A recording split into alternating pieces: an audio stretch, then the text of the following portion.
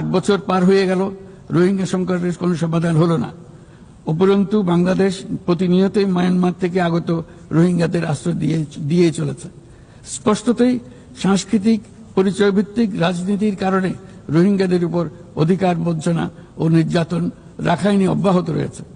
রোহিঙ্গাদের প্রান্তিকীকরণ প্রক্রিয়া আর চলতে দেওয়া যাবে না।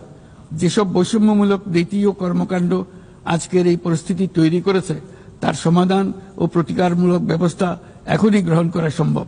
তার জন্য পূর্ণাঙ্গ জাতীয় সংঘাত রাজনৈতিক মীমাংসার অপেক্ষা করার প্রয়োজন নেই। রাখাইনের সমস্যাগুলো চূড়ান্তভাবে রাজনৈতিক সমাধান করা দরকার। তবে এর জন্য রাখাইন অঞ্চলের সংশ্লিষ্ট সকল জাতিসত্তার অংশগ্রহণে এমন একটি বন্দোবস্ত প্রয়োজন যেন রোহিঙ্গারা সম অধিকার ও নাগরিকত্ব সহ সমাজের অংশ হতে পারে। এই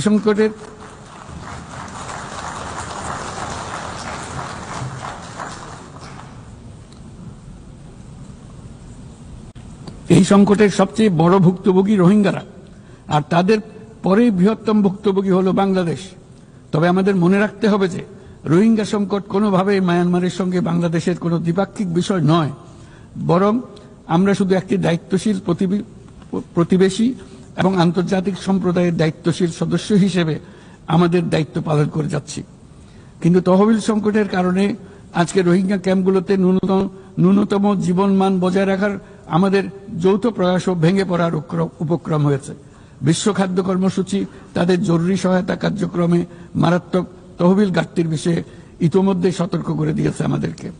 অবিলম্বে নতুন তহবিল জানালে মাসিক রেশন অর্ধেকে নামিয়ে এনে মাথাপিছু মাত্র $6 নামিয়ে আনতে বাধ্য হবে, যা রোহিঙ্গাদের অনাহার ও অপুষ্টিতে নিমজ্জিত করবে, যা তাদেরকে আগ্রাসী কোনো পদক্ষেপ নিতে বাধ্য করবে। তহবিলের অতিরিক্ত কাটছাট হলে তা নিঃসন্দেহে সুরক্ষা ও নিরাপত্তা ঝুঁকি বহুগুণ বৃদ্ধি করবে, যা ক্যাম্পের সীমানা ছাড়িয়ে যেতে পারে। তাই আমি বিদ্যমান দাতাদের সাহায্য বাড়াতে এবং সম্ভাব্য নতুন দাতাদের অনুদান প্রদানের আহ্বান জানাচ্ছি, যাতে এই বিপর্যয়কর পরিস্থিতি এড়ানো যায়।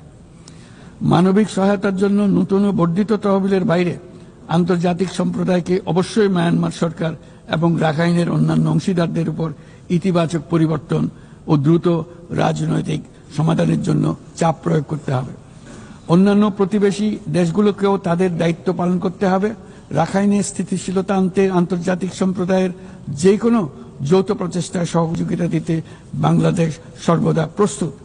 আমরা আশা করি আগামী 30শে সেপ্টেম্বরের উচ্চ পর্যায়ের সম্মেলন বিশ্বব্যাপী দৃঢ় সংকল্প ও তৈরি করবে এবং রোহিঙ্গাদের জন্য বাস্তবসম্মত আন্তর্জাতিক সহায়তা নিশ্চিত করবে, যেখানে তহবিল